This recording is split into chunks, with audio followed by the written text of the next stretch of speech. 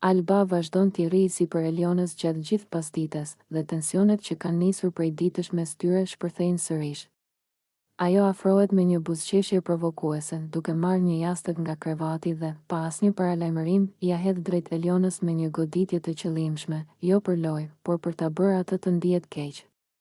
Goditja është më shumë simbolike se e fortë, por mënyra se si Alba e bën e ka të qartë qëllimin për të poshtëruar. Çfarë ke? Pse je e mërzitur? Thot Alba me një ton tallës, sikur kërkon ta nxisë, ndërsa Eliona përpiqet të mos reagojë. Benita afrohet dhe rri pranë Albës, duke bërë shaka të nënkuptuara. Me zë të ulët, por të mjaftueshëm sa Eliona t'i dëgjojë.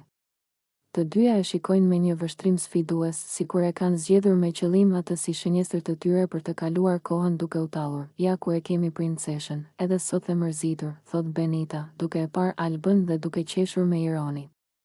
Alba i afrohet edhe më shumë Elionës, duke e goditur sërish me jastëk, kësaj here duke e bërë më të dukshme që nuk është as pak lojë. Është tallja e pastër, mos u mërzit, na fal që të prishëm ëndrat, ja thot me një ton teatror. Disa banor shikojnë nga larg, të hutuar se si situata po përshkallëzohet kaq shpejt. Tensioni në dhomë rritet bashkë me zërat dhe energjinë e rëndë që krijojnë treshja. Eliona, e lodhur nga sulmet e vazhdueshme, mban frymën thellë, syt i mbushen me inat dhe zhgënjim. Ajo përpiqet t'i shmanget Albës, por të dyja, Alba dhe Benita, i rrinë përballë sikur të donin një reagim. Stop. Shpërthen Eliona më në fund, duke ngritur zërin aq sa e gjithë dhoma të ndaloj për një çast. Ju lutem, mjaft. Nuk jam lodër për ju. Nuk kam ndërmend të duroj këtë më.